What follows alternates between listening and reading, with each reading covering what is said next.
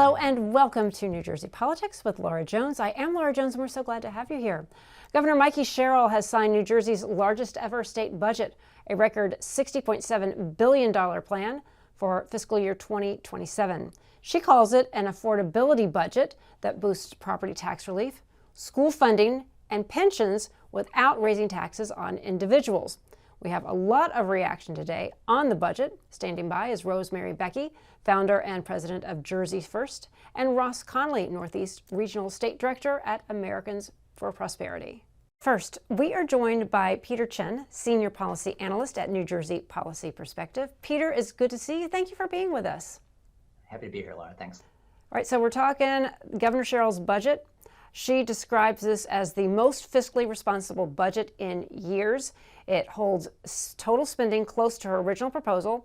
It halves the structural deficit and maintains a healthy surplus. So do you think that this is a good step towards fiscal responsibility? Absolutely. It's an important step towards making sure that the state has the revenues it needs to afford the essential services that New Jerseyans care about, like schools, healthcare, and by raising some revenues, primarily by closing corporate loopholes, and by reforming the Stay and J program to make sure that the money is going primarily to people who are low and moderate income, the governor's managed to help close some of that deficit without hurting everyday New Jerseyans. So this is the biggest budget in state history, but that always seems to be the norm. Going back every year, that seems to be the headline, the biggest in state history, $60.7 billion. Plenty of people don't like what they see or what they're learning, but I want to ask you what you think Mikie Sherrill and lawmakers got right in the budget, because she talked about record property tax relief, especially for middle and lower income seniors. Pension funding, increased school aid, an expanded child tax credit. What stands out to you? Well, so I want to go back to something you mentioned at the top, which is the size of the budget. This comes up routinely, and people frequently compare it to the last Christie budget. But take a look at the last Christie budget and the current budget, and one, you have to adjust for inflation. Right. So actually adjusted for inflation, this is not a bigger budget than last year. The same inflation that affects my pocketbook and your pocketbook affects the government's pocketbook too.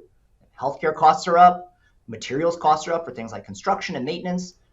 These things affect governments as well. And so, the bulk of the budget increase since the end of the Christie administration is inflation, which is most of it, almost half of it, school funding, pension funding, and property tax relief, right? At the end of the Christie administration, property tax relief was $250 million. Now it's $4 billion, right? So those are big changes in how government is funded, primarily because of underfunding in prior years. And when people talk about shrinking the size of government, how many teachers do you want to lay off? That's the reality when we say shrink the size of government. And fundamentally, state government has gotten smaller. State government we had a report on this, something like a quarter fewer employees than it did 2 decades ago. We don't have fewer people in New Jersey. We have a bigger budget to manage. We have more funds that we have to manage and more programs to manage, but state government has fewer employees. So how can we expect government to work effectively when it's literally smaller? I think that's a question that's a very real one. Now, to your question about the what's gone well in the budget, obviously we think that the expansion of the child tax credit is huge. The child tax credit is now going to provide up to $1,250 per child for kids under age 6. For households with incomes up to $80,000. That's a huge benefit for a lot of families who are struggling with high costs. And although we'd like to see the credit expanded further, this is another important step in the right direction for a program that did not exist up until recently, and now is putting thousands of dollars back in family pockets to help them raise kids here in the state. And there are certain mandates that you can't mess with in the New Jersey state budget, things that are, tied directly to, that are mandated constitutionally, you have to have a balanced budget. So there isn't a lot of wiggle room, even when people want to cut, nobody wants to, spend more than they have. And to a certain degree, can you talk a little bit about that? The most well-intended representative lawmaker may not be able to do certain things because of just how the budget is structured, how it is written, and what those rules and regulations are. Yeah, I mean, the state has mandates to provide, for example, a free and adequate public education for students across the state. That comes with constitutional requirements for what the quality of that education looks like. That's why we have a school funding formula. Right? And when we look at the biggest expenses in the budget, they are programs like Medicaid, which the state is required to provide as long as it's participating in the federal Medicaid program and provides health insurance for hundreds of thousands, millions of New Jersey residents. So when we think about what the wiggle room on the budget is, it's relatively small. Right. And so by the time we meet the obligations that we have, the discretionary spending is pretty limited. And so people frequently mention legislative add-on items in the budget, but as a percentage of the overall budget, which at this point is above $60 billion, they don't make a huge difference when you're talking about comparing to $12 billion in school aid. When it comes to improvements, where do you think the improvements are still needed? Critics will point to perhaps an over-reliance on one-time revenues, corporate tax loophole closures that could go further, some lingering earmarks, overall size of the budget. What would you like to see more restraint on, or perhaps more bold action? Well, I think New Jersey, like many states, has to take a closer look at raising revenue, particularly on large corporations. Big corporations, big businesses got a huge tax break from federal tax changes last year. They're seeing record profits, but they're continuing to lag in their revenues at the local level in corporate tax. And that's true across the nation. And so one thing that states are going to have to do is think about how to reform the corporate tax code to recapture the profits that corporations are generating and sending to their shareholders and investors, which should be paying their fair share back to the states where that economic growth is generated, both by the labor of the folks working and also by the consumers who are spending. And so we're hopeful, given that Governor Sherrill has talked extensively about the need to close corporate loopholes, that there will be more of a closer look, particularly at foreign tax havens. Big businesses are frequently sending their profits to foreign tax havens so that when they come back to New Jersey, they say, oh, we don't have any profits this year. Look at our, measly profits. But when they report to their shareholders, they've got record profits. Right. And that loophole, the sort of water's edge loophole, is a really important one that we're hopeful that the state and other states are going to take a closer look at. How does a state strike the balance, walk that thin line? Because there are other states that really, just across the river over in Pennsylvania, that really want to try and recruit some of these larger businesses away from New Jersey with, lower taxes. And then with it, then the workers will end up moving. How do you strike that balance by ensuring, that companies are not, we're not talking about the smaller ones, but some of the bigger ones aren't, able to shuffle things around to get out of paying taxes, but you do want to ensure that they do stay in New Jersey and their workers can afford to live here. How do you strike that balance?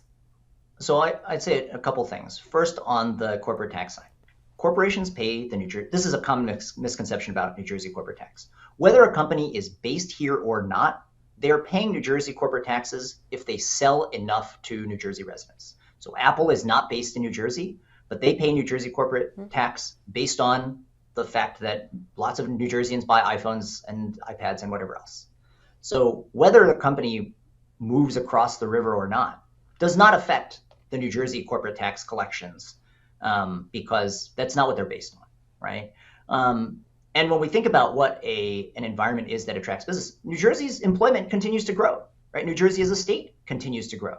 As much as people talk about, oh, people are fleeing New Jersey, somehow the population number keeps going up, right? So, there's what attracts people to New Jersey and what attracts corporations to New Jersey is a highly educated workforce, high quality schools, amenities in communities that people want, proximity to New York City and Philadelphia, right? Like there are other kinds of benefits that the state has that it can and should lean into, right? Making sure that the schools remain top in the country, making sure that public services remain high quality, that can attract people to the state, rather than, I think, a fool's errand of chasing after big corporations with ever larger tax credits and tax incentives, which ends up hollowing out the state revenue without providing long-term economic growth. Because oftentimes those companies have no loyalty. They'll just leave later when someone else dangles the bigger, credit.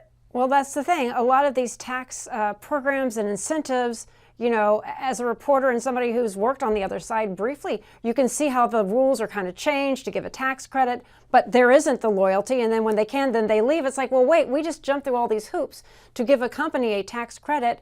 And then there isn't always something to measure. Are they staying here? Are they actually, holding up their end of the bargain? And that is something that I've seen as a reporter and also on the other side.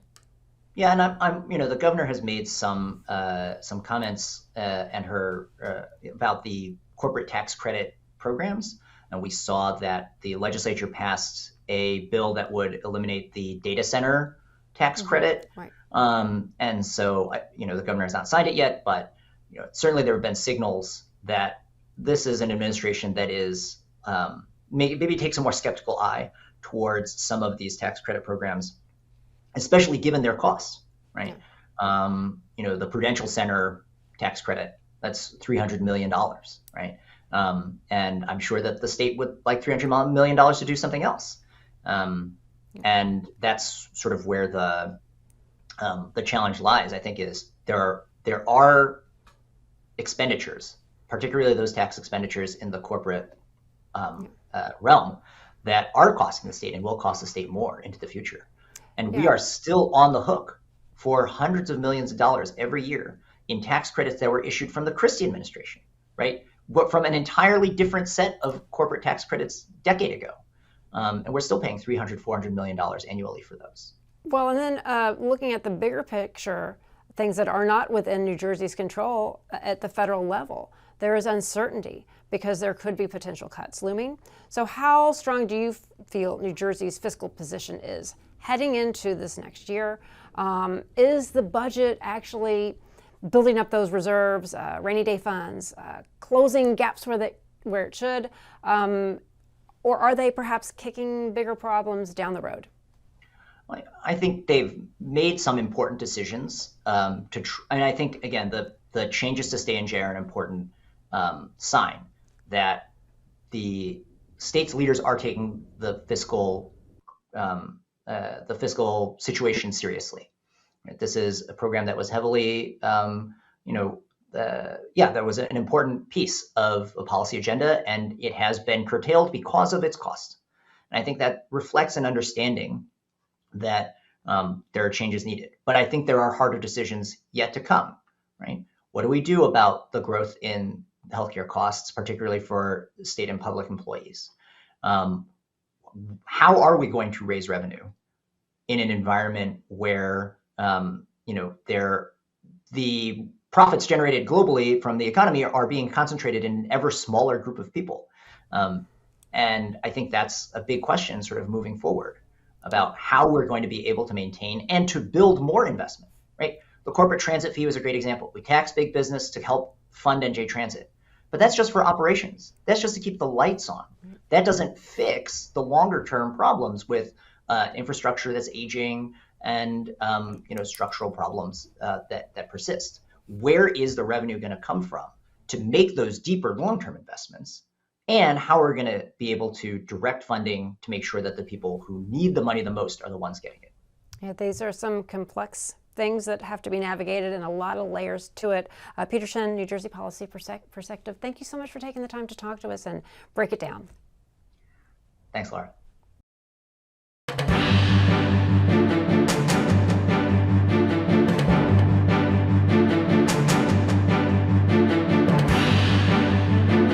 Governor Mikie Sherrill has signed New Jersey's record $60.7 billion state budget for fiscal year 2027, calling it fiscally responsible and focused on affordability.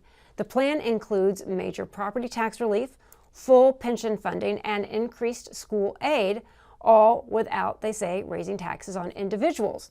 But with New Jersey's long history of high spending and taxes, is this the case? Is this budget truly responsible? Joining me now, Rosemary Becchi, founder and president of Jersey First, and Ross Connolly, Northeast Regional State Director for Americans for Prosperity. Both of you, thank you so much for joining us. It's good to see you. Great Thanks to for having see us. you. Yeah. All right, Rosemary, let's go to you first. Governor Sherrill says this is one of the most fiscally responsive budget in years. She says it's going to be holding the line near her original proposal, halves the structural deficit, preserves a healthy surplus. From your perspective, is this budget what she says it is, fiscally responsible or something else? You know, Laura, I was so hoping that this would be a fiscally responsible bill, right? I mean, we all had high hopes when the governor talked about transparency and really trying to make New Jersey affordable. And unfortunately, it's just not. I mean, as you pointed out, it's the largest budget in state history. We've also got, in addition to the budget, we've got a supplemental bill that actually spends another $358 million that's full of pork spending. Yeah. Ross, let me get your take on it. Is it all that Governor Sherrill says it is from your lens? It certainly is not. Basically, every campaign promise that the governor made, this budget fell well short. She promised transparency in the budget process. It was released 15 minutes before a hearing, 56 pages long. There was not the transparency for the New Jersey public or even legislators in the assembly. They weren't able to see, a lot of the pork spending that Rosemary mentioned, but also a record amount of taxpayer money being spent. That does not equate to affordability. The governor said that during the campaign that affordability would be her North Star on every issue. If that is true, then we are lost at sea. There is no affordability in this budget. There needs to be aggressive spending reductions and tax reductions on one of the highest tax states in the country. And Ross, just following up on what you said, even those legislators who passed the budget, because it happened so quickly and we're under a constitutional mandate to have it done by June 30th at midnight, that has to be a balanced budget. Many people crafting this don't even know what's in it. It's the days and weeks that when you are able to actually kind of really look into it, when you see what got through, what didn't get through. Yeah, unless you're on one of the committees, you were in the dark. So you're voting. And I've heard from many members of the Assembly and Senate that said they did not have time to read even the first 10 pages before they were called to have to have a position on the budget. So it's the complete opposite of transparency. It's the complete opposite of affordability. There needs to be large change for New Jersey to get back on the right track, and this budget fell far short of that. Rosemary, do you see that Governor Sherrill got anything right in the budget?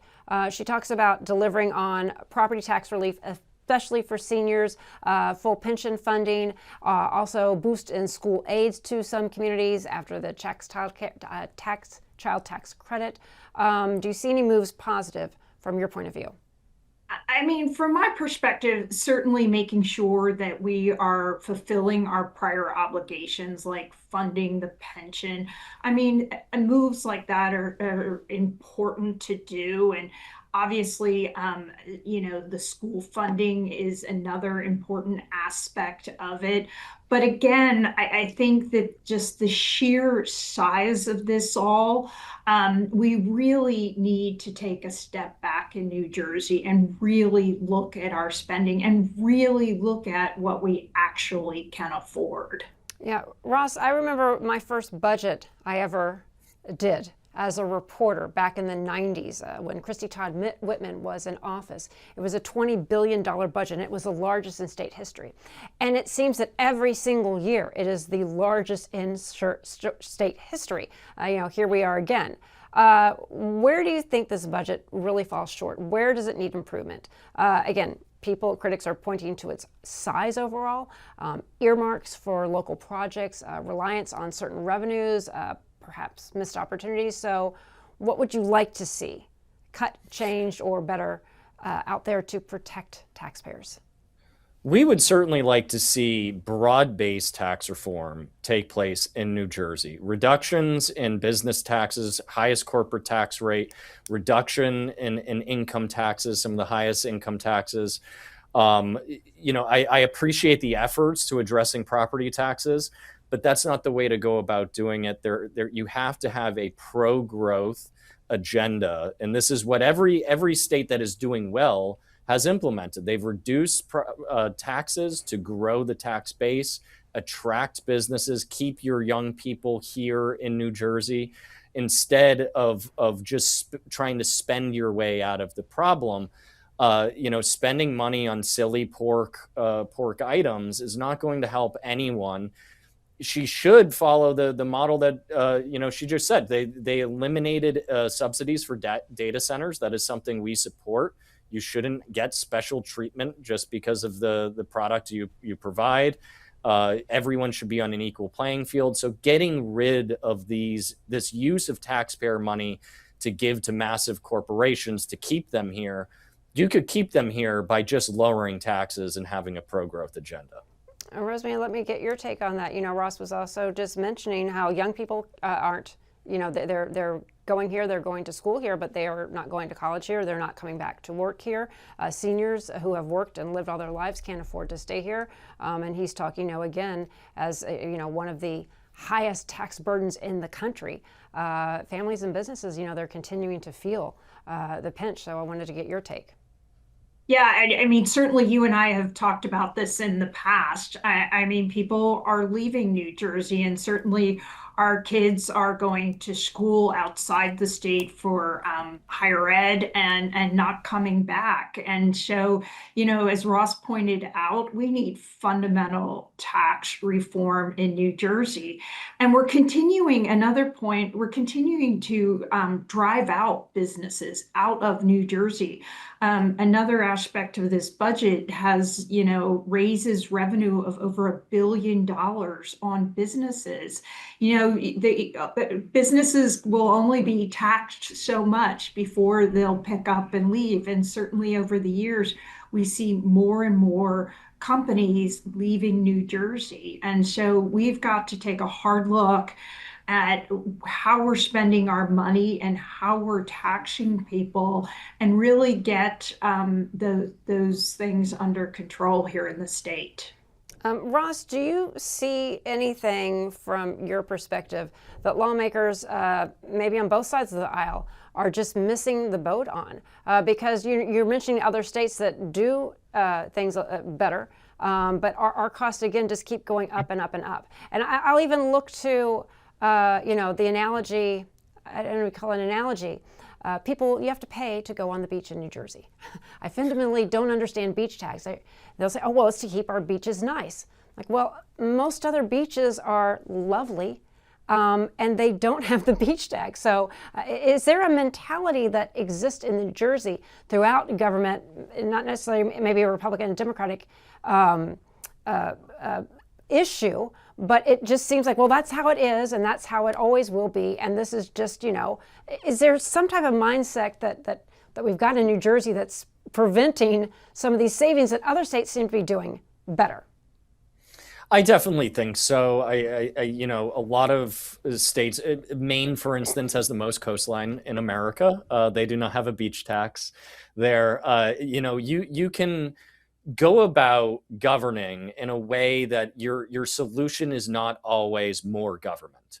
And unfortunately, that is the mentality in Trenton, that any problem they see, we have to smack it with the government hammer, when instead a lighter touch, being responsible in what you're doing with taxpayer money, not giving it to giant companies that don't need the money, that's a good place to start. But just having this mentality of government is not always the solution.